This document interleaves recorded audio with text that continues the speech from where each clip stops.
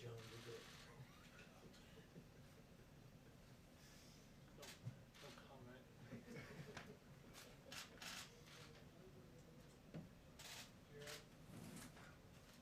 People are enjoying the picture of you on the steps. I don't know if you've seen.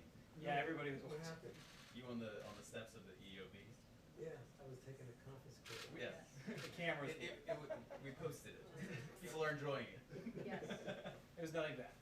Yeah, no, it's nice. People think you're. I wasn't picking my nose. No, no. No. A lot of comments on your socks. People like your socks. Nobody there. And you were social distancing well. Oh, there was nobody there.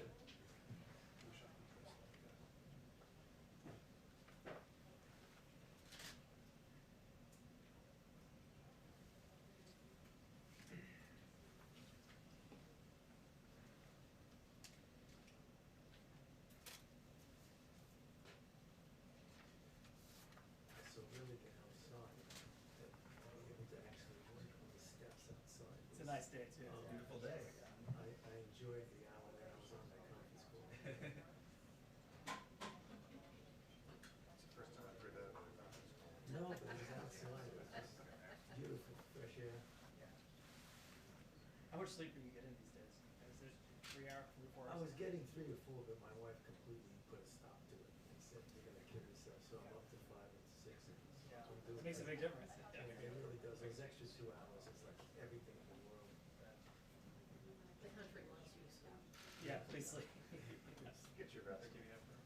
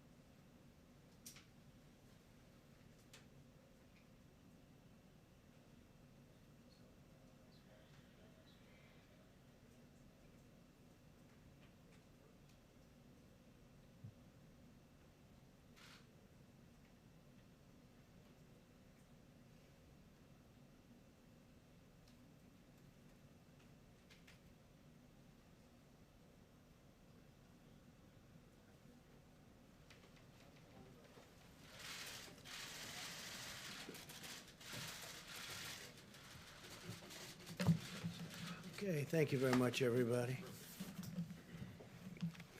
All these people have been working very, very hard today, I'll tell you. For a long time, they've been working.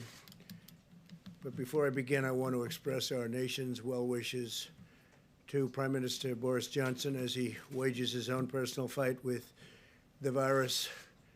All Americans are praying for him. He's a friend of mine. He's a great gentleman and a great leader. And he's, as you know, he was brought to the hospital today. But I'm hopeful and sure that he's going to be fine. He's a strong man, strong person.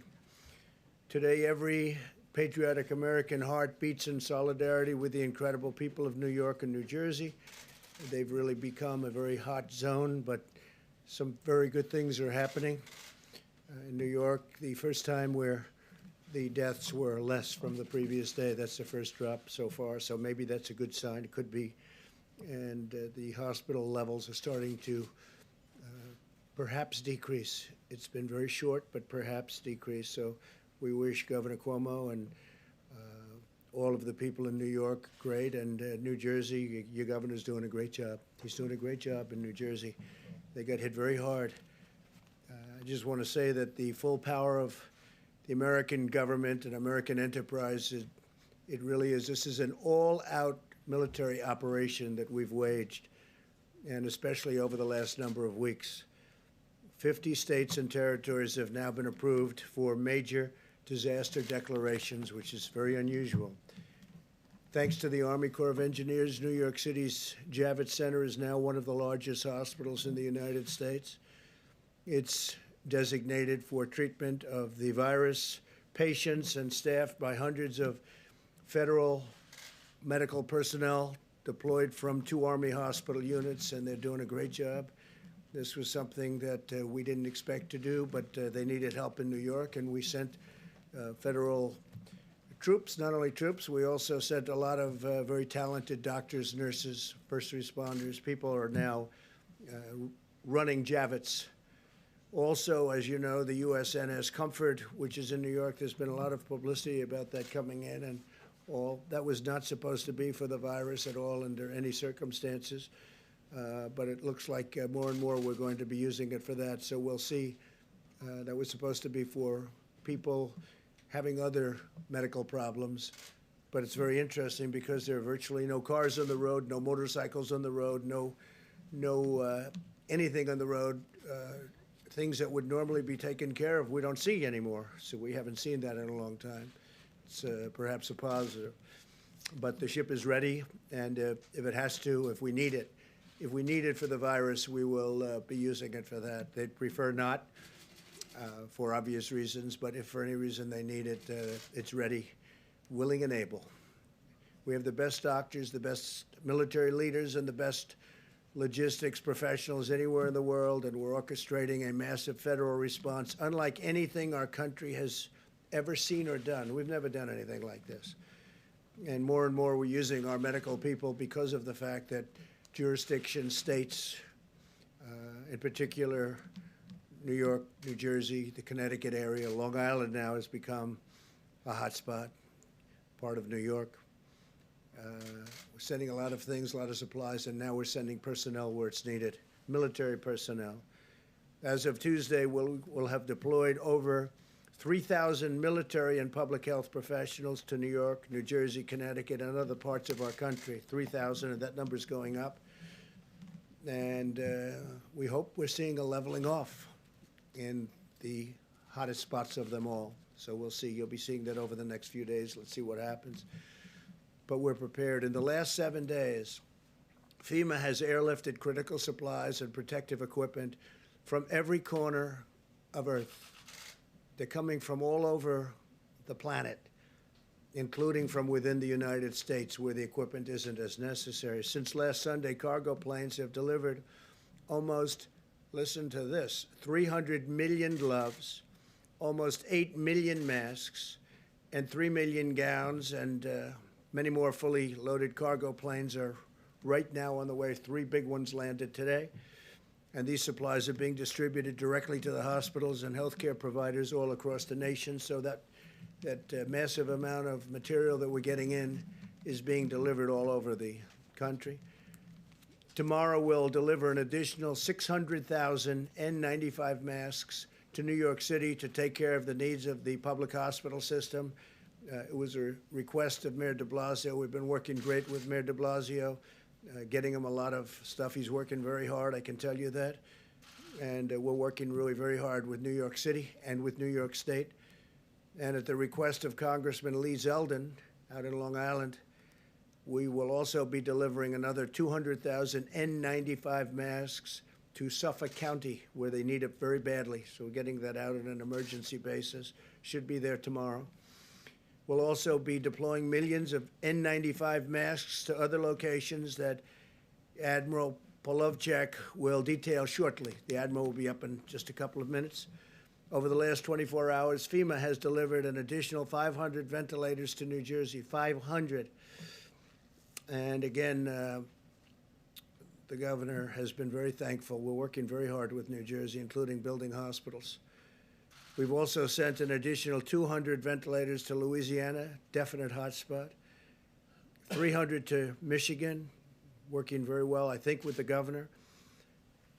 Amazingly, 600 will be going or have gone to Illinois. And I mean, there's a governor, I hear him complaining all the time. Pritzker, I hear him, he's always complaining, and yet I just said, give me a list of a couple of the things we've done in Illinois. And we're building a 2,500 bed hospital in McCormick Place. That's the big convention center in Chicago.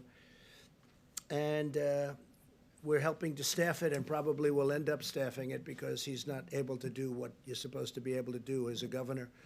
He has not performed well. And we're also sending 100 ventilators to Massachusetts. So we have 600 to Illinois, we have 100 to Massachusetts, we have 300 to Michigan, we have 200 to Louisiana, we have 500 ventilators, 500 going to New Jersey. And this is being done by FEMA, being delivered by FEMA. And it's some job. Just think of that when you think about 500 ventilators. A ventilator is a big deal. We're also establishing a federal medical station in the Washington, D.C. area to help Washington, D.C., and working very closely with the mayor and everybody in Washington, D.C. At the same time, Governor Inslee, we appreciate this, of Washington State has returned 400 ventilators, which can now be deployed elsewhere in our country. So the state of Washington's done very well. They won't be needing some of the ventilators that have been sent, about 400, that's a lot. And we appreciate that he's able to give them back. He feels confident that they are in good shape for the coming weeks until we can declare a final victory. In the days ahead, America will endure the peak of this terrible pandemic. Our warriors in this life and death battle are the incredible doctors and nurses and healthcare workers on the front line of the fight. We pledge to them our eternal gratitude and everlasting support. They make all of us very proud. Our country is very proud. We have people, they love our country. The world loves our country, most of it, probably all of it. They just don't say it. I can report today that the United States has now tested and gotten results of 1.67 million people. That's far more than any other country has been able to do. And you remember we inherited a broken system, so a lot of this has been developed. By Tuesday, 1,200 brand new rapid point-of-care testing kits has been produced by Abbott Laboratories, great company, and they'll be distributed to all of our public health labs. That's a 15-minute test, even less, as well as the Indian Health Service, the CDC, and the Strategic National Stockpile. So we're going to have 1,200, and on a weekly basis, we're making a lot more. They go very fast. They're very accurate tests.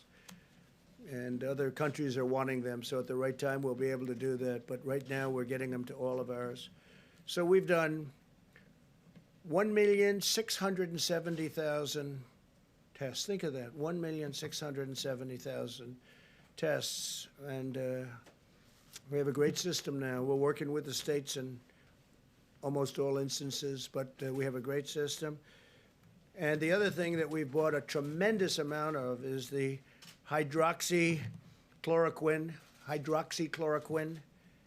which I think, as you know, it's a great malaria drug. It's worked unbelievably. It's a powerful drug on malaria, and there are signs that it works on this, some very strong signs. And in the meantime, it's been around a long time. It also works very powerfully on lupus.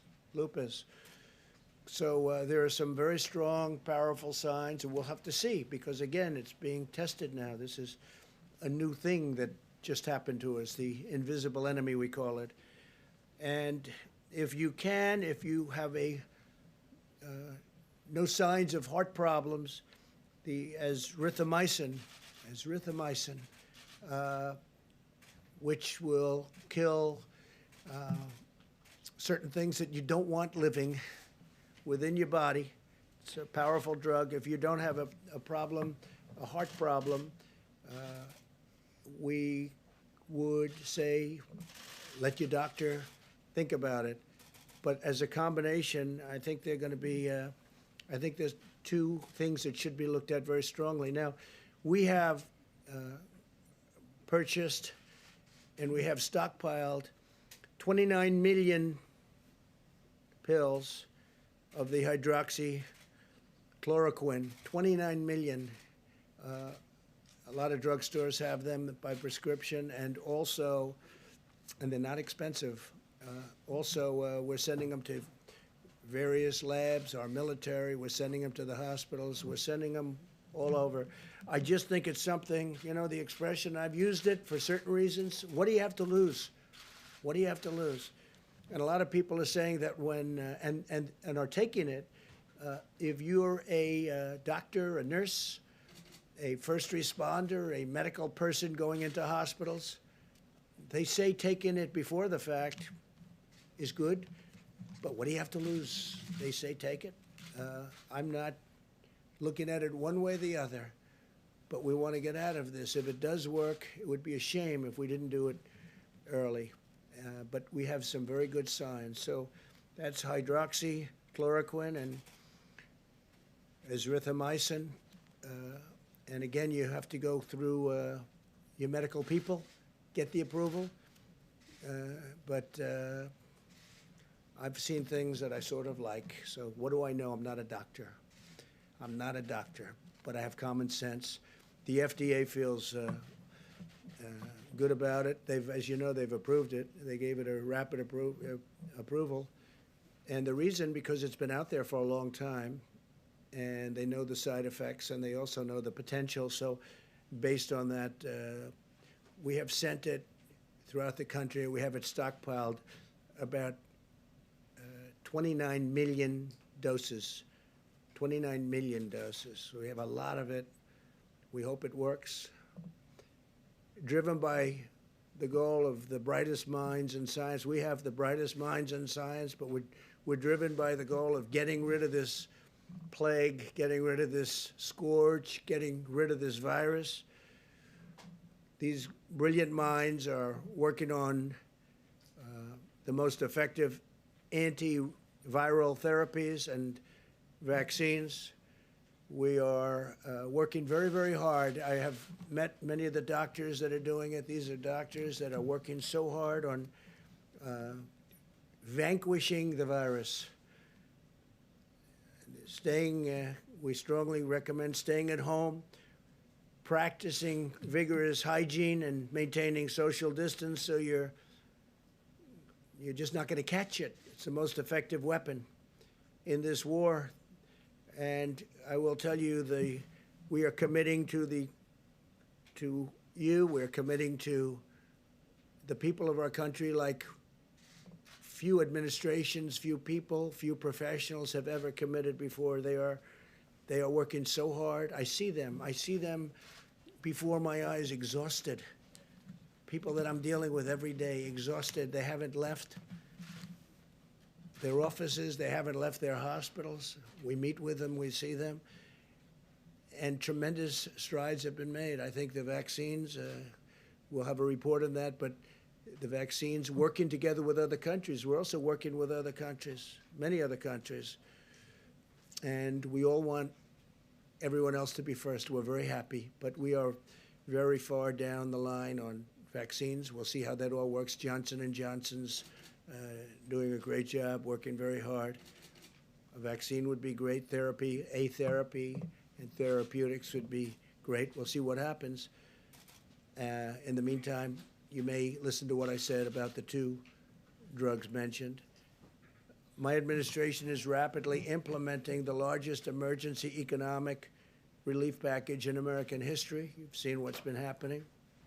Billions of dollars in small business loans have already been processed through Paycheck Protection Program. So we went out on Friday, and literally it's become so popular. It's been worked with the banks. They get it to the small business. And it's all about employment. It's all about jobs. We want you to keep your jobs. Give small business funding to keep the workers on the payroll. And we're sending direct cash payments to millions of Americans and rushing aid to the hardest hit industries. We're saving industries. We will be, you'll be seeing it. And if we do more, we're going to do more, and we're going to try and get directly to people that are hit so hard. But we're going to take care of our workers. We're going to take care of our citizens. We're going to take care of our small businesses. We're going to take care of our large businesses, the airplane industry, the airline industry, a lot of great industries that we have that are in trouble because of what took place over the last short period of time. These are industries that were doing better, for the most part, doing better than ever. The airlines were doing great. Oil was doing great, oil and gas, and the energy industry was doing phenomenally well and got hit like nobody's ever been hit before. Just about like no industry's ever been hit before. There's never been anything like this. But we see light at the end of the tunnel. Things are happening. Things are happening. We're starting to see light at the end of the tunnel. And hopefully in the not too distant future, we'll be very proud of the job we all did. Can never be happy when so many people are dying, but we're going to be very proud of the job we did to keep the death down to an absolute minimum, the least that could have happened with this terrible, terrible virus. In closing, I also want to note today is Palm Sunday and the beginning of Holy Week for Christians in America and all around the world. While we may be apart from one another, as you can see from our great churches, our great pastors and ministers are out there working very hard, but we may be apart. We can use this time to turn to reflection and prayer and our own personal relationship with God. I would ask that all Americans pray for the heroic doctors and nurses, for the truck drivers and grocery store workers, and for everyone fighting this battle. I had mentioned yesterday where I see the nurses rushing into hospitals, and they're putting on their outfits, and they're putting on their masks and goggles in some cases. They're rushing into war. They're rushing into war. And I see people from apartment houses screaming and shouting and singing their praises. It's an incredible thing. They're warriors. These doctors and nurses, they're running into buildings, and they're literally putting it on as the doors are opening. They're putting all their stuff in, running inside. And they're running inside to tremendous danger. Tremendous danger. But most of all, I'd like to ask for your prayers for the families who have lost loved ones. Ask God to comfort them in their hour of grief. It's a great hour of grief for our nation, for the world. This morning, I was talking 151. For 4 days, I said 151. 151 countries. This morning, it's 182 countries. It jumped up a lot. So as of this morning, it's 182 countries are under attack from this monster. With the faith of our families and the spirit of our people and the grace of our God, we will endure, we will overcome, we will prevail. We have learned so much. We will be stronger than ever. And I just want to thank everybody. I want to thank the incredible professionals on the task force also. We had a big meeting today. We were calls all day long to so many different people. And I think our package to get everyone working when we're ready is really turning out to be successful. We may have to make it larger because it's been really successful. But all of that comes back to this country. We want to get them back. We want to get our people back to work. Everybody wants to be back. We want to open up our country as soon as possible. So with that, I'm going to ask Dr. Birx to say a few words, and she's got some charts to show you. And thank you very much. Thank you. Thank you, Mr. President. As you can see from the hopeful signs in Italy and Spain, where we see finally new cases and deaths declining, it's giving us hope of what our future could be. We wanted to give you an update on where all of the states were. We're looking at this as states normalized per 100,000 citizens. It looks very similar to last week. We wanted to update you. We've been covering throughout the week the states that were moving on this map. You can see very clearly where New York is as a state, although this is very much still centered in the New York metro area. New Jersey is the orange line. The green line is Louisiana. That's followed by Massachusetts, and then Connecticut and Michigan are together in those lines towards the bottom. And then, of course, Washington, D.C. is now visible on this map, which was not visible before. And the yellow line towards the bottom is Washington State. Next slide, please. So this just summarizes all of the states we're tracking very closely at the county level. So we're tracing and tracking not only the epidemic at the state level, but understanding what's happening in county by county with new cases and, of course, also the deaths. We're also triangulating that with all of the laboratory data, and just to tell you how we're kind of doing that. For New York, which you can see at the top, their serology is now about 36% positive. They were in the 40s. So day over day, their percent positive is finally starting to decline. New Jersey's is increasing, however. They're now up to 42% of the specimens that come to the laboratory are positive. Louisiana, 25%, Massachusetts, 20%, Connecticut and Michigan, 20%, District of Columbia, 15%, Washington, 8%, and then Illinois, Colorado are at about 16%. Pennsylvania, which is also new to the graphic, is at about 12%. Next slide, please. So if we could go back one, I'm sorry, we go back one slide, one more. All of the states here, those are 38 of the states. 38 of our states have less than 50 cases per 100,000. They are testing. Their laboratory results are consistent with that. Their seropositivity rate for their laboratories are less than 5%. So this is how we're tracking and triangulating both case reporting, mortality or fatalities, and also triangulating that with the laboratory. The New York metro area, New Jersey, Louisiana, and a series, and Washington State have all tested at a rate greater than Italy and Spain. I know many of you were tracking that. Remember, many of us, we pushed out a lot of those assays at the beginning over the last 2 to 3 weeks, and I want to just thank Admiral Giroir and HHS, who's been working very closely to make sure that the states that were having an outbreak had access to all of their assays. Next slide, please. And then next one. So just to give you an idea of how we're looking at this, we look at cases every day. I want to just thank my data team. They spend all evening compiling data. I get it about 2 o'clock in the morning. And it looks at all of these metro areas by their granular counties, so we can see the counties that have new cases. That also helps us identify the hospitals and understand what hospitals will need ventilators or PPE. So this is the Detroit area. It's Oakland and Detroit, Wayne County. Next slide. We also track mortality. It gives us insight into how many clients are in the ICU and need care.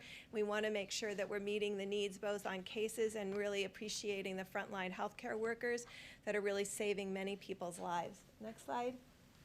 This just gives you an idea from New Orleans. We are now also tracking St. John the Baptist Parish also, but this was New Orleans and Jefferson County, and really tracking those on a case-by-case basis to look for changes over time. And next slide is their mortality. And you can see it's starting to stabilize. So this is how we've been tracking and tracing the epidemic as it moves through states and counties and communities. But as we started, we just wanted to note again, we do see hopeful signs in Spain and Italy. They have completed nearly 4 weeks of mitigation with people really doing social distancing, staying at home, ensuring they were washing their hands. If they have to go out to the grocery store, they're extraordinarily careful. They send one person from the family. And so we can really see that beginning to work, and we're very hopeful that over the next week, although we'll see rising number of cases of people who lose their lives to this illness, we're also hopeful to see a stabilization of cases across these large metro areas where the outbreak began several weeks ago. So thank you for your attention. Thank you very much. Admiral, please. Thanks, sir.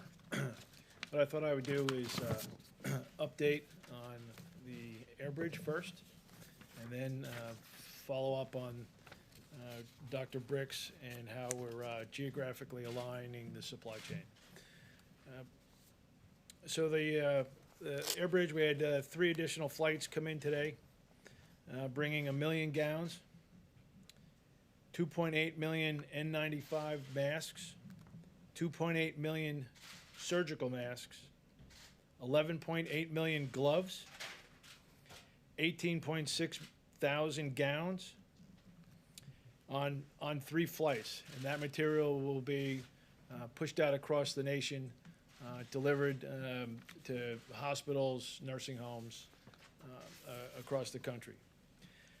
Dr. Bricks went through the geography. And so over the last few days, I've been aligning the supply chain to those areas, and then reaching down into those areas and extracting data from those areas on PPE burn rates. So for example, I spent the weekend talking to the Chief Operating Officer of Detroit, Hakeem Berry, for example, then talked to the leadership at Detroit Medical Center, Audrey Gregory, talked to the health officer in Oakland County, Michigan, and then also with the Chicago health officer, Dr. Allison Arwey. So reaching down to a level to understand their needs. So we're geographically aligning the supply chain, right? So you can see Dr. Bricks went through these counties, and we're getting down to the county level. And then aligning it by priorities of point of care.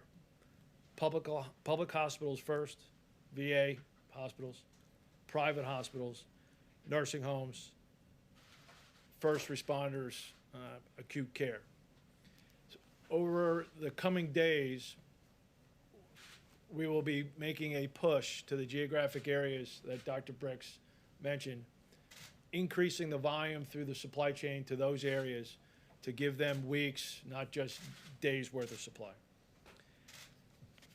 Primarily using our industry partners that we are directing, Cardinal, McKesson, Medline, Owen Minor, Henry Schein, Concordance Healthcare, directing them to put product to the hospital door, the nursing home door, the first responders, directly to them. We're also in the working to push out millions of doses of hydroxychloroquine, right? We are working the distribution there to push the same thing to the same impacted areas, working it to get in the hospitals and to every pharmacy. And so my team is back there right now, working the arrangements to make that to the hospital front door and primarily to the local pharmacies, so doctor can write those prescriptions and you can get it prior to having to go to a hospital. Good, great job. Thank you very much, Admiral. Mike, please. Robert Bork, Mr. President. Thank you, Mr. President. I knew you didn't say it. Thank you, Mr. President, Mr. Vice President. My last appearance here, I mentioned that the President had given the Department of Veterans Affairs very specific instructions to be as aggressive as possible in response to the virus crisis, and not only to protect veterans, but also to help the American people.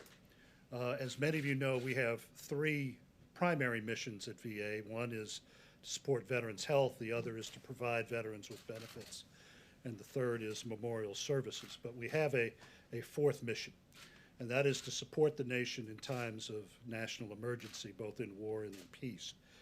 We provide a bridge from the federal government to the states and localities during these emergencies. As a result of that, I have ordered our veterans' hospitals to begin preparing more than 1,500 beds to make them available both at the ICU and the acute care level to the states and localities across the country. As a result of that, we have opened up approximately 100 beds in the metropolitan New York area, in Brooklyn, and in Manhattan, and East Orange, New Jersey. We will be informing the governor of Louisiana, John Bel Edwards, tomorrow that we will give him access to our VA Medical Center in Shreveport, Louisiana, to come to the aid of the people of the Pelican State. I've also given instructions to initiate the fourth mission in Michigan. We will be providing the people of Michigan access to hospital beds in both Ann Arbor and in Detroit.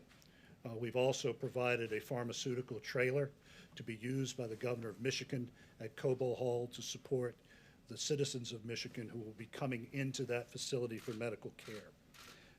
We have also informed the Commonwealth of Massachusetts that we will be helping them in their efforts to protect their most vulnerable citizens in 2 of their nursing homes. So, in accord with the President's instructions, the 400,000 men and women of the Department of Veterans Affairs are in this fight. We are in the fight not only for the 9.5 million veterans who are part of our service, but we are in the fight for the people of the United States. Thank you. Thank you. Thank you, Mr. President. And you all have just heard from several members of the President's White House Coronavirus Task Force, and we are truly blessed to have the kind of leadership that we have,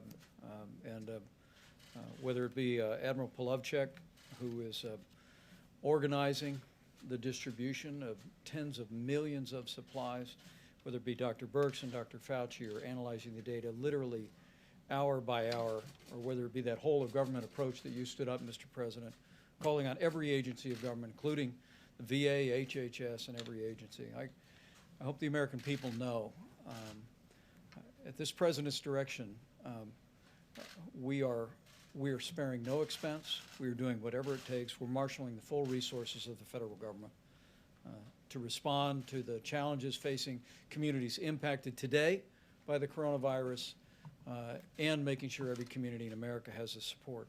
We've also, as the President said so many times, we've forged a seamless partnership with states around the country.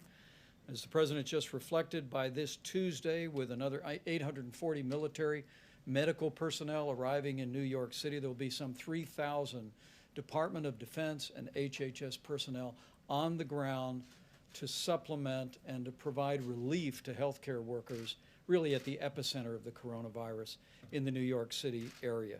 And you just heard the VA is opening up bed space. In New Jersey, I spoke at the President's urging today with Governor Murphy. 500 ventilators announced today being built on the supplies that we have already provided.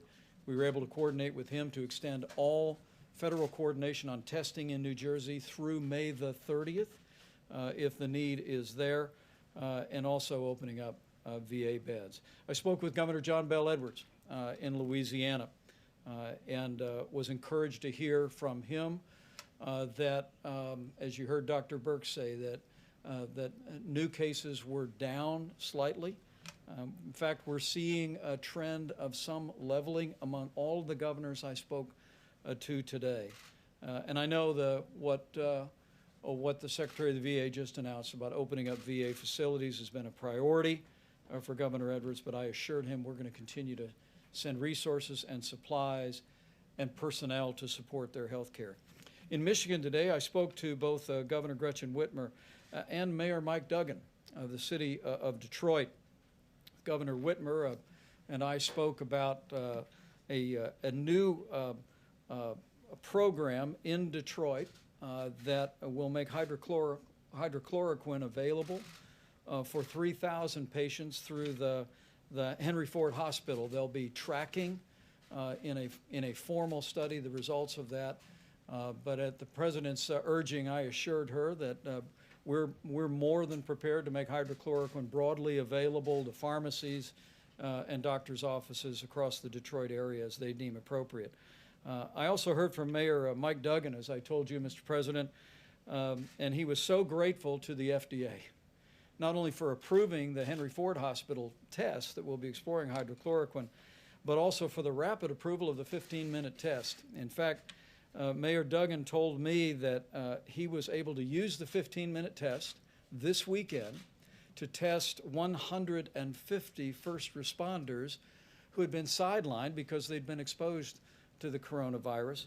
They all got the 15-minute test. They're all back in the line of duty, and the mayor couldn't have been more grateful. In Illinois, I spoke with Governor J.B. Pritzker, as well as Mayor Lori Lightfoot of Chicago. As you just heard, not only have we sent 600 ventilators to the state of Illinois, but I assured the governor, I assured the mayor that while the principal focus that we have in the next several days is on the rising cases in the greater New York City area and Louisiana, that Michigan and Illinois are in the forefront of our thinking, and at the president's direction, we're going to make sure the people of Illinois, people of Michigan have the resources, equipment, and support that they need. The governor did express great appreciation for the fact that our Army Corps of Engineers had constructed 500 beds at McCormick Place, and before the end of this week would construct another 2,500 beds for an overflow healthcare facility in Chicago. In fact, Mr. President, Mayor Lightfoot told me that the Army Corps was just outstanding in the job that they had been doing in constructing that extra bed space. As I close, let me just express, as the President did, our profound appreciation for Governor Kate Brown and Governor Jay Inslee. The state of Oregon and the state of Washington are leading by example. Oregon sent 140 ventilators to New York City. They looked at their circumstances and concluded that they could spare those at the point of the need. And because of the low and steady numbers in Washington State and in California, Governor Inslee today announced that they were sending 400 ventilators back to the strategic national stockpile, and those will be deployed at the point of the need. You know, not only are California and Washington State low and steady, but frankly, as I talk to governors and mayors today, I want to say to the American people that we are beginning to see the glimmers of progress. The experts will tell me not to jump to any conclusions, and I'm not, but like your president, I'm an optimistic person and I'm hopeful.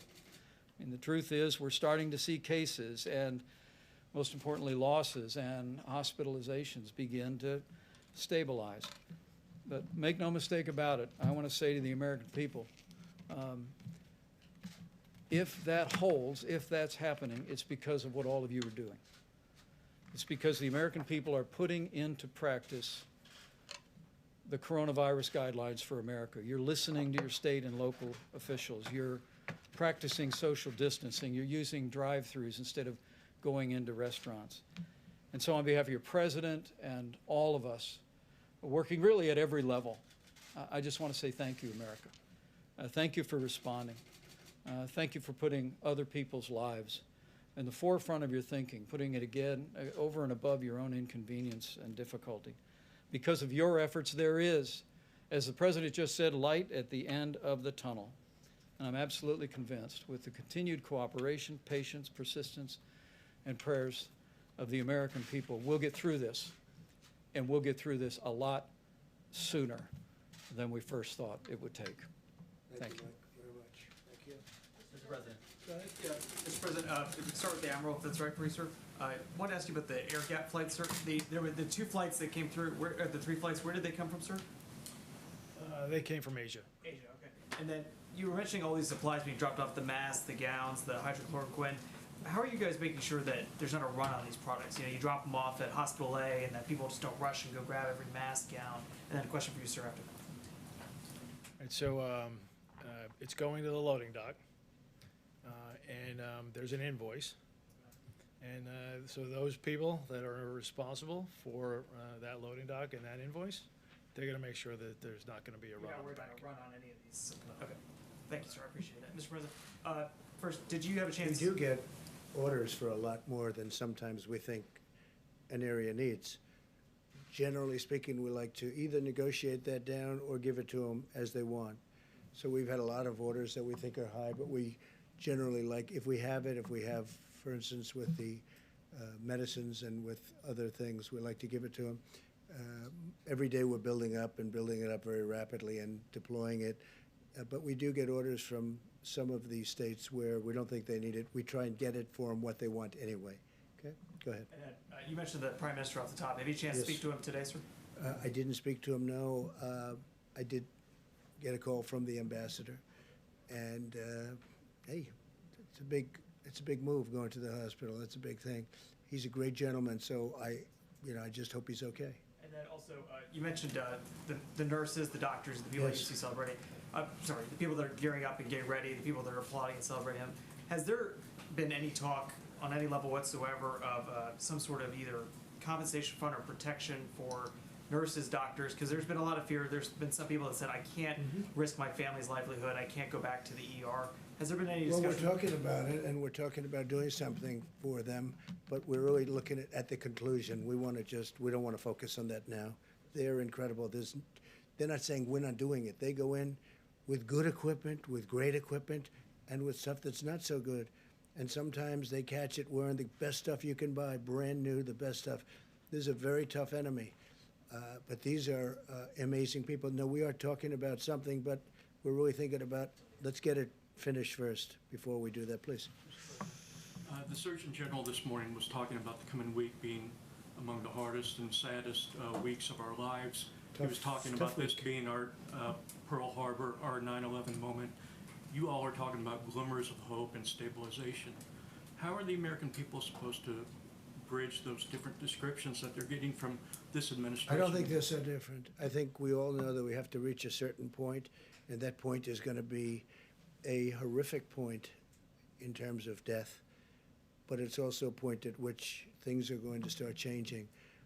We're getting very close to that level right now, and the next week and a half, 2 weeks are going to be, I think they're going to be very difficult. At the same time, we understand what they represent and what that time represents, and hopefully we can get this over with, because this is a very horrible thing for the world. And look, we're one country out of 182 now that have 182 countries.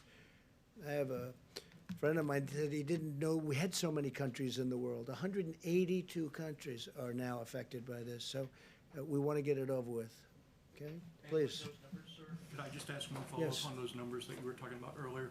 How does that change the projections that you were making earlier this week of 100 to 1,000 Well, to 240? we hope we can stay under those numbers. Those are numbers of death, and we hope we can stay under those numbers. That would be terrific, and as far under those numbers as possible. Now, if we did nothing, you know that number too. But the American people really stepped up. So did the professionals. They just really stepped up. So we're hoping to stay under those numbers. And that means the minimum and the maximum, but we're hoping to stay under the minimum number. You know what that number was. Right, but do the numbers that you were talking about today, have they changed those projections? I would say the answer is yes, but I would also say that we're not going to know really in terms of a final toll until we get out to the end. And we're possibly not so far away. We're getting closer. But it's our goal to stay as far under that minimum number, the minimum number as possible, okay? That's what we want to do. Go ahead. Mr. President, as President of the United States, your words carry enormous weight in this country and around the world. And while you acknowledge you're not a physician, you do promote these medicines extensively here.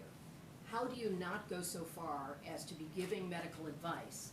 And you said yesterday you might take some of these medicines even though you don't have symptoms, Are you still planning to do that? And how do you calibrate being enthusiastic Yeah. and not playing doctor? Because I want people to live, and I'm seeing people dying. And I've seen people that are going to die without it.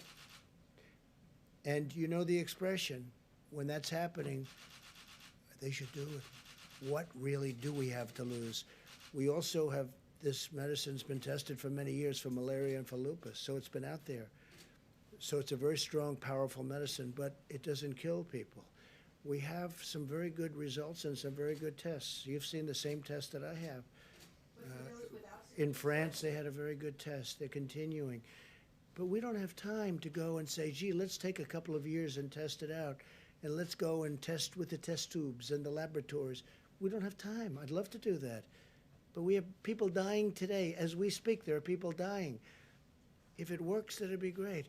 If it doesn't work, we know for many years, malaria, it's incredible what it's done for malaria. It's incredible what it's done for lupus, but it doesn't kill people. That's one of the things with a vaccine. When we have a vaccine, we have to do tests, because when you inject that vaccine, when they take whatever it is they have to take, we have to make sure it doesn't have a horrible impact, destroy somebody. Could. So we have to test it for a long period of time. This one, not so much, because it's been out there. Now, I'm not acting as a doctor. I'm saying do what you want, but there are some good signs. You've read the signs. I've read the signs. With the other one, there's some very good signs also. Different, going together works very well, but there may be an indication that if you have a problem with your heart, you shouldn't take what we call the Z-Pack. You shouldn't take it, and that's okay. But I would love to go to a laboratory and spend a couple of years testing something. We don't have time. We don't have 2 hours, because there are people dying right now. If it does help, great. If it doesn't help, we gave it a shot. We gave it a shot. That's the way I feel. You know, we passed something. Yeah, I would be very serious about taking it. We passed something that I'm very proud of. It's called Right to Try. For 45, 50 years they've been trying it. It makes so much sense. We have the greatest doctors and labs and lab technicians, greatest medicines, the greatest minds in the world. Everybody admits it. And when we're close to having something, or when we have something that tests incredibly well, you couldn't use it for years, because they would take years and years to test. So with the help of also Democrats, I got it bipartisan, but they've been trying to get this passed for decades. You know that. It's called Right to Try. So a person would be diagnosed terminally ill from something. And in the old days, meaning before a year ago, they would say, do you think I could try this pill, this whatever, this medicine that's testing so well? No, you can't do that. You can't do that under no circumstances. They'd leave for Asia. They'd leave for Europe. They'd leave for, if they had money. If they had no money, they'd go home and die with no hope. We got a thing called Right to Try. If somebody's very ill, terminally ill, they're going to die. And it was very complex. It wasn't as easy as it sounds, because there were huge liability problems. The drug companies didn't want to do it because they didn't want it on test results, because these are very sick people, so they didn't want to bring down their test results. The insurance companies had tremendous problems. I got everybody in the room. I said, look, we'll sign a waiver. The person taking it will say, we're not going to sue. The family's not going to sue the drug company, not going to sue the insurance company, not going to sue the state, the city, or the federal government, okay? It's called exculpation, and we got it done. It's a very simple agreement. I don't know why nobody ever thought of it, but they never thought of it. I did, and we got it done. Now we have Right to Try, which is actually, in my opinion, much more difficult than what we're talking about here. But if there's a medicine or something, a possible cure or something that's looking good, and somebody has something that's they're going to die or they're very sick, they take it. And you know, we've had some unbelievable results. Unbelievable results. And it also gives the people hope. Yes, please. Mr. President, but the doctors who are treating coronavirus patients, they have the medical expertise to determine whether or not they should prescribe hydroxychloroquine. And many of them And do. there are already clinical trials in place Sure. looking at hydroxychloroquine. Sure. So They should be why finished in not- about a year. Why not just let the science speak for itself? Why are you promoting this drug? I'm not. I'm just You saying, come very out here- simply, I'm not at all. I'm not. Look, you know what I'm trying to do? I'm Well, trying you to save come out here lives. every day, right, sir, talking about the benefits of I want them to hydroxychloroquine. try it, and it may work and it may not work. But if it doesn't work, it's nothing lost by doing it, nothing. Because we know long-term what I want to save lives. And I don't want it to be in a lab for the next year and a half as people are dying all over But the it's already place. out there. Doctors are already able to prescribe it off That's label, right. right? All I'm doing So what is do you saying, accomplish? well, I'll tell you what I accomplished. We bought massive amounts of it, 29 million doses of it. We have it coming from all of the labs. We're actually now doing it here because in case it does work, we want to have it. And we've given it to drugstores. We're sending it all over. FEMA's doing it. We're doing it through different channels, many different channels, including the companies that make it. It's a very special thing. Now, it may not work, in which case, hey, it didn't work. And it may work, in which case it's going to save a lot of lives. Now, a lot of people say if the people walking in prior to getting it, if they take it, it has a profound effect. Well, maybe it doesn't, maybe it doesn't. I don't want to wait a year and a half to find out. And only CNN would ask that question. Fake news. Go ahead. Sir, I had one for Bunch you of on oil, but fakers. first I was hoping to ask Dr. Burks a question. The president just said that, based on the most recent data, that you've seen some change in the projection. I'm wondering if you could, you obviously have a week's more worth of data since the sort of 100,000 to 240,000 potential death figures that you gave us last week. So I'm wondering, with all the caveats that this is sort of based on continuing social distancing and that we might see, if one city pops, things could change dramatically. What are the sort of range that you're now looking at in terms of total death impact? I think the most important thing right now is when we were talking about why we are hopeful. Well, hopeful because last time I was here, I wasn't able to really tell you that Italy and Spain were coming across their apex and coming down the other side. And I think, to me, that's extraordinarily hopeful. They just completed 4 weeks of really strong mitigation. And I think that's our word to the American people, is we can look like that.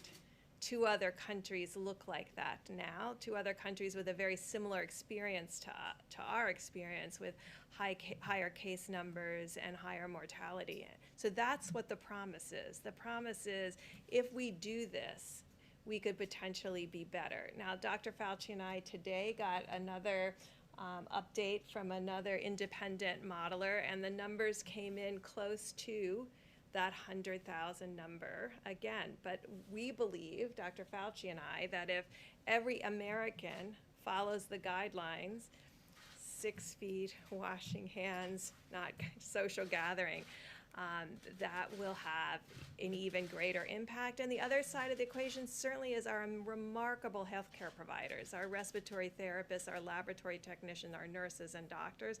They're saving lives every day. And so that changes the number too. I also think that Dr. Fauci and Dr. Birx are very impressed with the American people. And I'm not going to put words in anybody's mouth. I would never do that. But I am, and I will say that they are doing maybe a better job than we all thought even possible. When you look at streets in New York where there's nobody on the street, no cars, no nothing, I see it. I've seen those streets for a long time, and they're packed all the time. And now you see there's nobody. You look at other places, you look at what's going on in California, where they're doing a fantastic job. They really are. The governor's doing great. I'm proud of them. Proud of a lot of people. Proud of a lot of people on the other side, a lot of people. I'm really delighted to work with people that, frankly, on other issues, I didn't get along so well with. We disagree on this or that. We don't have to go into that now. But we're getting along with a lot of people, and they're happy with us, we're happy with them. But I really believe that the American people are doing a better job than anybody would have thought even possible. And that's one of the reasons we can even be talking about the kind of number that we hopefully will be talking about, which is at the minimum level instead of the maximum, or beyond. It's not even the maximum. It's much beyond the maximum level, which would be horrific. Yeah, please. Go ahead. Mr. President, Please. Secretary Esper mentioned the Department of Defense might be moving in the direction of using face coverings. Former Vice President Biden had mentioned that he was going to be using a mask whenever he goes out now. Are we getting to a point where we might see members of the coronavirus task force also wear face coverings? Well, it was voluntary as I saw it yesterday, and certainly if they'd want to, I would encourage it. I would have absolutely no problem with that if they wanted. We had a long meeting today. There's good separation, but the task force meets, and I would certainly have absolutely no problem if they wanted to. I think, frankly, it's something, at least for a period of time, where it might be advisable, and it's advisory. And we'll see what happens. Yes, please. Thank you, Mr. President. On Project Airbridge, we've seen reports that Chinese shipments of testing kits and PPE have turned out to be faulty to some capacity. We obviously don't have oversight. Not here. No, not here. No, but to Spain in particular. Well, you've seen in Spain, and you've seen it different. They're not sending faulty things to us. So we're not concerned that any of the PPE we test it. We reporting look is at it. effective. We check it out. Please. So, one of the things we're doing to prevent that is using those 6 companies that are the ones in the major supply chain. We are actually going to facilities, looking at product, inspecting it, and clearing it before it comes here. So we've heard those things. That's why we're doing that. Okay, thank you. A follow-up for the doctors, if And we're possible. also sending it to from other locations. Right. And when it comes to the ventilators, which are very complex, we have now under construction literally thousands of ventilators. But so far, I think our projections on ventilators have been right. They've been correct. Did you have something for who? Well, for yourself and for Dr. Birx and Dr. Fauci, if they want to take a crack at it. Some of the models that you guys are using, the IHME model in particular, has been very accurate when it comes to projecting deaths over the last couple of days. But there's a couple of other metrics that they seem to be pretty far off on, specifically hospital beds. Are you guys, happy with the models you're currently using? Is there any need to adjust those? Well, it's turning out that we need less hospital beds. Right. That's what you're talking But about. And that's what we may have models, but we've been sort of saying that.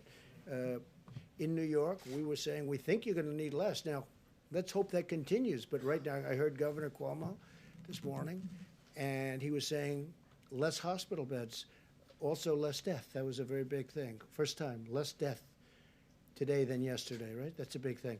But also less hospital beds. That means less patients, because basically it's less patients.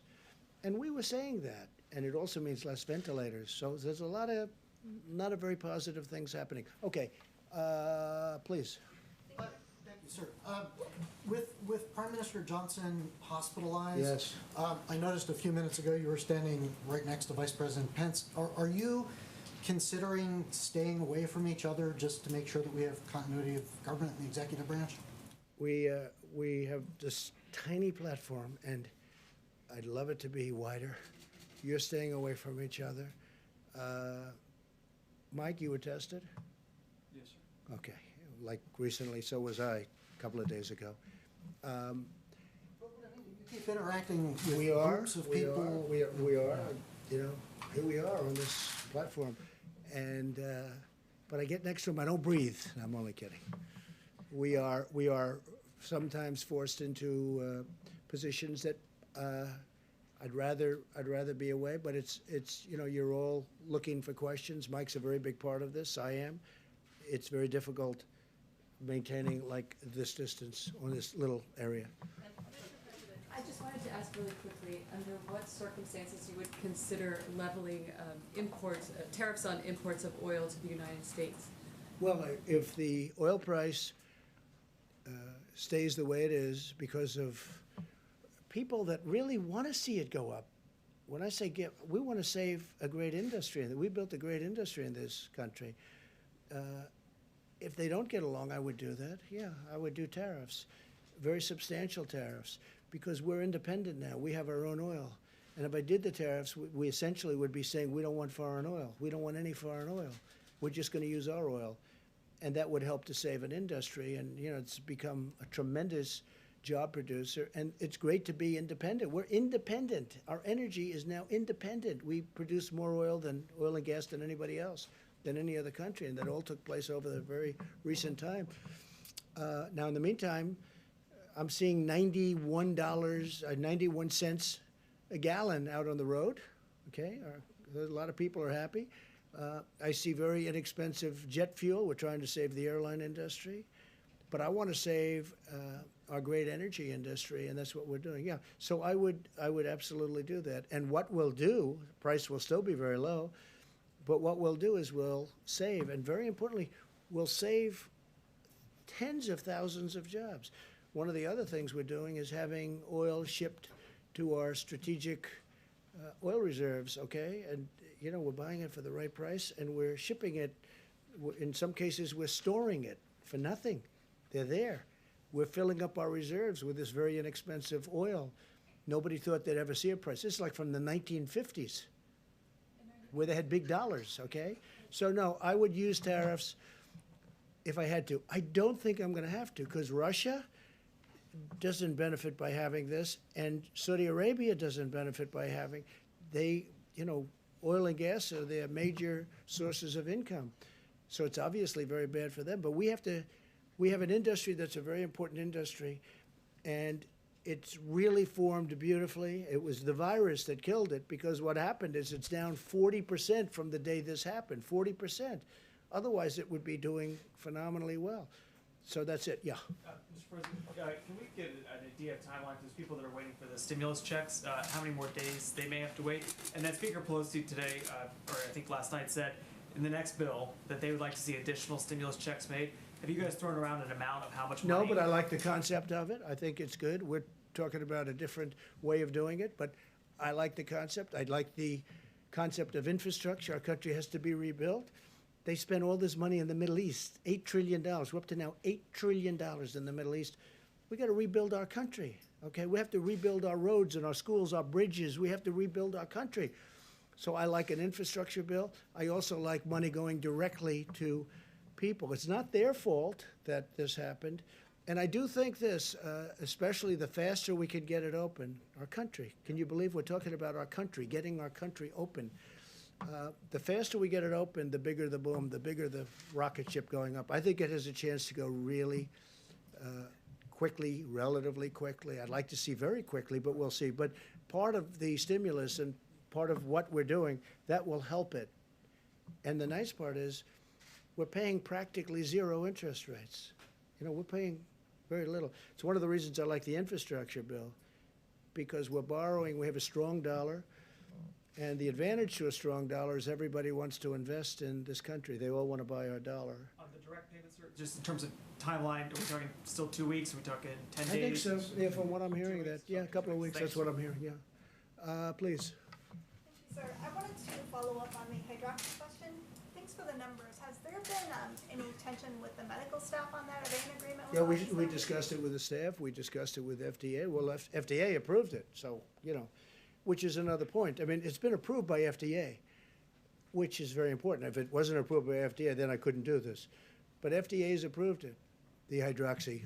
And also, if this turns out not to work, are hospitals and doctors going to be exculpatory from the federal government under the right to try? No, we'll see if it works. No, it's not gonna hurt people. It can help them, but it's not gonna hurt them. That's the beauty of it, you see? It can help them, but it's not gonna hurt them. What do you have to lose? Okay, question, yeah, in the back, please. Yeah, you know, obviously we know anyone can spread the disease, all right, unwittingly. Right. So why even have a few businesses open? Why not just shut everything down? There are grocery stores that are open, fast food places. Why even take a little chance? Just shut it all we're down gonna have temporarily. we'll answer that question later.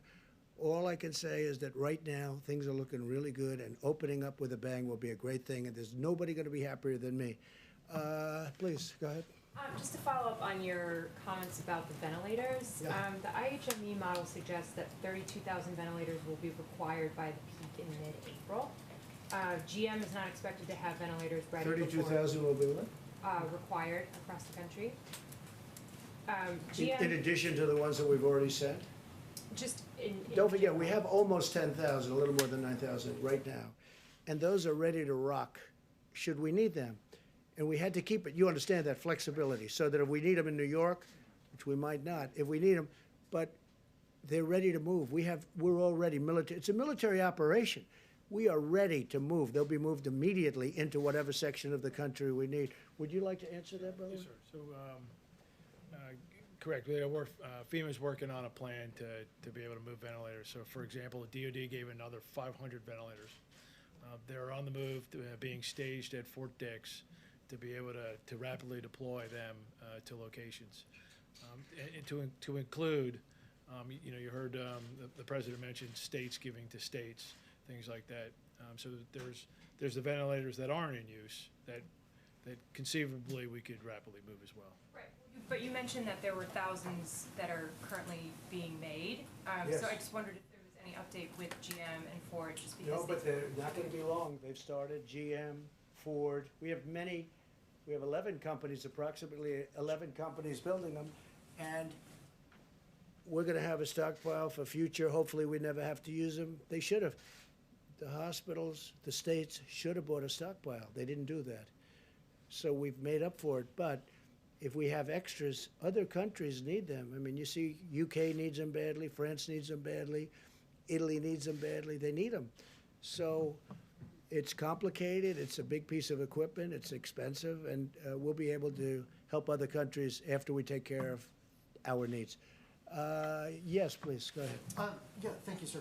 On infrastructure spending, as you have I remarked. actually chose you, but that's I'm okay. sorry. Let him go. That's all right. Go ahead. On infrastructure, you've remarked about how empty the roads are.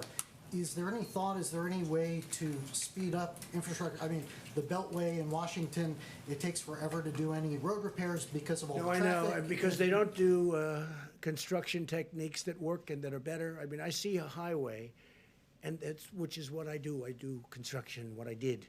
I see a highway. That's good, but it's got a bad top. And it's got a big base, concrete base underneath. And I'll see them come in. I don't want to say where, but I could tell you, I could give you plenty of examples. And they rip the hell out of it. They take out the base. They take out everything. Now they pour a new base that isn't as good, isn't as deep, isn't as thick. The concrete base was fantastic. The footing, it takes forever. Wait a minute. It takes forever. And instead of scraping out the asphalt or whatever may be the top, scraping it off and putting the new asphalt down, putting the new median in, they could have done it. And then they open the highway and it starts to crack. The reason is because it hasn't been set. And they spend 10, 15, 20 times more money than they have to. I never believe when I watch these people doing highways and doing roadways and doing work, how they take the most expensive solution and the bottom line, the job itself is far worse. What I'm getting at is taking advantage of the fact that so many people are staying at home, not on the roads. Is there a way to do it more cheaply? But hopefully they're not going to be staying at home for long. Hopefully this will be out and we're not going to have that kind of time. If we have that kind of time, we made a big mistake. Please, go ahead. How many rapid tests has the federal government already deployed across the country, and which regions have received those tests? Who has that information? Go ahead, Mike. The 15-minute test has really been a breakthrough. I reflected on the progress that they've made in Detroit to put first responders back on duty with the Abbott Laboratories test. Abbott Laboratories started last Tuesday producing about 50,000 tests a day. And I'm informed that there are about 18,000 of these machines already all across the country. I mean, they're actually the same machines that you use to get a strep test quickly when you go to the doctor. But now Abbott is surging these new 15-minute coronavirus tests out to healthcare professionals and healthcare facilities around the country. In addition, as the president said, FEMA has purchased 1,200 of these devices. We're distributing them to all 50 states and the Indian healthcare system. And then we'll be distributing the tests. Dr. Birx, is there anything to add further on that? Okay, further. They've already received these tests? Let me ask Admiral Polovchik about the 1,200 devices. I didn't hear the question. Have they received the 1,200 or what's the timetable? I believe they're on the shelf at Abbott, a good majority of them. Tuesday they go out. Right, yes, sir. So I don't have the exact numbers. I think there is some manufacturing in there, but They go out on large Tuesday. balance of them are on the shelf. Mr. President, Some have gone out, by the way, but the big bulk of them go out on Tuesday. Yeah, please. Sir, in some of these previous briefings, you referred to the federal government as the backup. Today, there's definitely a different approach here, I think, with No. the distribution. You know, the sense of it in listening to your presentation today is that you are embracing taking a leader role for distribution. Is Well, there a change? No, there's not a change, but we're supposed to be the backup. But like in Illinois, the governor couldn't do his job. So we had to help him. We're sending 600 ventilators. We're building a hospital in McCormick Place. We're doing, so we have some people that we're not able to do. We have other people that needed a little help. We had, in New York, we had to give a lot of help, but we've worked very well with Governor Cuomo and with Mayor de Blasio. But no, we are meant to be the backup, but we've taken on a much bigger role than that, and that's okay. I have no objection to it. Now, in some cases, it's worked so well where they're actually now seeing, they think they're over the big problem, and they're actually calling us and they're saying, you can take your equipment back now. But we're really deployed as a backup, but I feel we're much more than that. They've done a much better job. I will say this, I don't think that the people that have represented this country, the federal government, whether it's the admiral and the generals and all of the people that we call to the fore, they're heroes for what they've done. What they've been able to do in a short period of time, they took a system that was broken, just like we did the military. Our military was broken. Our military was depleted. It was broken, and we've rebuilt our military. We've rebuilt this whole system, too. And in a way, Kelly, I appreciate your question because, you know, you're hearing all of the things that we're, the millions of masks, the hundreds of thousands of gowns, and they're surgical, you know, they're protective gowns at the highest level. We're getting it to the various states. And most of the governors are very happy.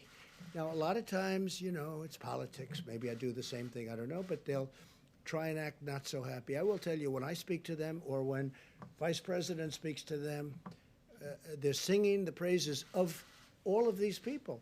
So I always take umbrage when somebody says something about what we've done. Now, to do this should have taken, to do what we've been able to do and to build it to a level, should have taken a year, should have taken 2 years. They did it in a matter of weeks, and we're helping states. No, it's them. As an example, New York had the right to buy 16,000 ventilators. They could have bought them. They didn't. I understand why they didn't. It was a very expensive purchase, you know, very expensive, and that's a lot, 16,000. And they chose to do something else with their money. I understand that. The problem is when something like this comes along, which you don't expect. Look, 1917, that's a long time ago. Perhaps 100 million people died. That's a long time ago. So people don't think it's going to happen. I would have, frankly, I mean, did anybody in this room think a thing like this could happen? But it happened. And we built up a force. This is a military operation, as it turned out. It really is, with FEMA, with the Army Corps of Engineers. I mean, Army Corps of Engineers, and you were very gracious on that point. The Army Corps of Engineers building 2,500 units of beds and everything else. Now, and then Governor Cuomo called, and he wanted it to go COVID, meaning for the problem. And we said, well, it wasn't supposed to be that way, but we want to get it done. And we moved military personnel, so now military personnel are operating it. And I'll tell you what's good. It hasn't been very full. That's a good thing, not a bad thing. It hasn't been. Now, maybe over the next week something will happen, but it hasn't been. But we have, because it's better than the other alternative where we run out. But they built actually 2,900 beds. And we have, also we built 4 medical centers in New York. We built 4 hospitals, 4 medical centers, and a lot more than that. It's such an honor to have done it. But the people that did it are amazing, and they have to be appreciated by the states. Not me. They don't have to appreciate me at all. I don't care about me. They have to appreciate the generals, the admirals, the doctors, the nurses. I mean, we're bringing now 3,000 people in that are medical professionals that are coming from all over the country to help New York City, help New York State, and help many other places. I just think it's incredible what they've done, and I don't think that they've been appreciated. Me, you can forget about. Me, you can forget. Yeah, I actually mean it. They have to be appreciated. Go in the back, please. That you see in the lights at the end of the tunnel.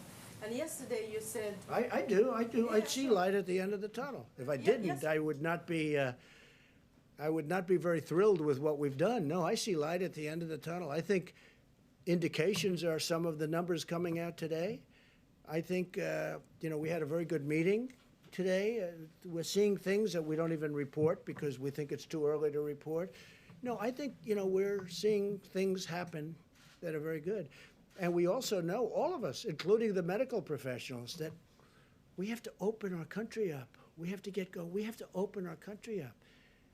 No country was designed for this, where you close it. We're in the midst of the greatest economic boom in history for any country. Our country had the greatest economic boom in history. We had the most people working that we've ever had, almost 160 million people. And then from 160 million, they want nobody to leave their house. You could use the term cold turkey, right? That's called cold turkey. A country's not designed, this country is not designed for that. We have to get our country back. And I think it's going to come back, and I hope it's going to come back very quickly. Sir, since Yeah, please, go ahead. Sir, the First Lady has been tweeting, encouraging people to wear face masks. That's good. Has she been No, talking she to you feels that about way. this, encouraging you to wear one? She feels that I would wear one. I mean, I just generally am not in a, would you like me to wear one right now and answering your question? That would be a little awkward, I guess. But no, I mean, I would wear one if I thought it was important. She likes the idea of wearing it. Yeah, she does. A lot of people do. Again, it's a recommendation, and I understand that recommendation, and I'm okay with it. What about your family in New York? Are they going to be wearing them? Are you encouraging them to wear them? Wouldn't be surprised. Can we hear from Dr. Fauci, Mr. President? Sure. What would you like to know? If we're going into this most difficult of times, how can the American people sort of emotionally prepare for that? And while the president is talking and is eager to see the country reopen, how do we balance the mitigating factors that still need to take place before we get to that point? Doctor. And by the way, he'd like to see the company open too. I mean, he's called an American who loves our country. Okay, so part of the answer to your question, I think, relates to two other questions I heard, and I think it came from the back about how can you, on the one hand, have said yesterday that this is really going to be a bad week at the same time that we're talking about the light at the end of the tunnel. It seems to be inherently contradictory, but it really isn't. And it has to do with what we explained before about the lag in when you look at the indications that Dr. Birx and the president was talking about, where you see a flattening out of cases, and you don't see the realization of what that means until 2 weeks later. So right now, we're seeing, as we all said correctly, that this is probably going to be a really bad week. That is a reflection of what happened 2.5 weeks ago. So if we start seeing now a flattening or a stabilization of cases, what you're hearing about potential light at the end of the tunnel doesn't take away from the fact that tomorrow, the next day, it's going to look really bad. So we've got to make sure we realize we're always talking about a 2.5 week lag. So I want to make sure, because I think a couple of people asked that question. It's really not incompatible with what we're saying. Now, with regard to what do we tell the American people, what we've been telling them all along, that the only tool but the best tool we have is mitigation. We know it worked in other countries, and we're seeing how it's working here. So if we really want to make sure that we don't have these kinds of rebounds that we're worried about, it's mitigation, mitigation, mitigation. That's the answer. When new cities and new states come on the chart, Yeah. what's the message for people in those places that have not been the focus? It's the same thing. It's mitigation, mitigation, mitigation. In fact, is the famous vice president chart, is that this is the minimal of what we should be doing. You know, everyone should be doing that. And everything on here, one way or the other, points to physical separation. Whether it's no crowds, whether it's 6 feet, whether it's staying away from theaters and restaurants or what have you. And churches and places of work. Exactly, exactly. Doctor, are you worried at all about people becoming complacent though? Are you worried, I mean, because a couple of days of this, I think people are about ready to go nuts staying in their house. And I'm just curious, are you worried at all that after, 7 days from now, people are gonna say, look, I gave it my best shot, but I gotta get out? I mean. You know, I wouldn't say I'm worried about it because I don't think it's going to happen. I mean, from what I've seen, and I mentioned it the other day, my own experience, is that people really understand the responsibility that they have for themselves, for their family, and for the country. So this is about all of us. This isn't just about us. Because if everybody does their part, you are going to not have those kind of rebounds that we're worried about. Dr. Fauci, how many additional asymptomatic cases do you think there are currently in the United States? There's 330,000 more confirmed cases. How many asymptomatic, given what we've learned? You know, we don't know, and even among us, good friends that we are, we differ about that. I mean, it's somewhere between 25 and 50%. Yeah, in other words, about the people that are out there, yeah. And trust me, that is a estimate. I don't have any scientific data yet to say that. You know when we'll get the scientific data? When we get those antibody tests out there and we really know what the penetrance is. Then we can answer the questions in a scientifically sound way. Right now, we're just guessing. And we've made great progress with the antibody testing, fantastic progress. And would you also weigh in on this issue of hydroxychloroquine? What do you think about this, and what is the medical evidence? That question? Yeah. Well, I'd love Maybe to hear from the 15, doctor. 15 times. You don't have to ask the question. He's your medical expert, correct? He's answered that question 15 times. Dr. Fauci, why are you not wearing a face mask? What do you mean? Why am I not wearing a face mask now? Okay, there are a couple of reasons. One of them is that part of the major reason to wear a face mask is to protect you from infecting you. I had my test yesterday and it's negative. Good. Okay. That's a very good answer. All right, I think that really could be it. That was I love that answer, especially on the face mask. I thought it was very good.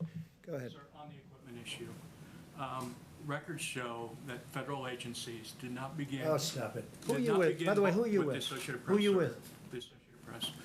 Agencies did begin That's bulk another beautiful- purchases of that's another respirators and Are you ready? masks Are you until ready? mid-March. Let me just answer your question, because I know exactly, same question you ask all the time. Ready? They have done an It's unbelievable first time I've job asked in this, delivering for the Associated Press, which is, not so great. Not like it used to be. The people that you're looking at, FEMA, the military, what they've done is a miracle. What they've done is a miracle in getting all of this stuff. What they've done for states is incredible. And you should be thanking them for what they've done, not always asking wise guy questions. Thank you very much, everybody. Thank you.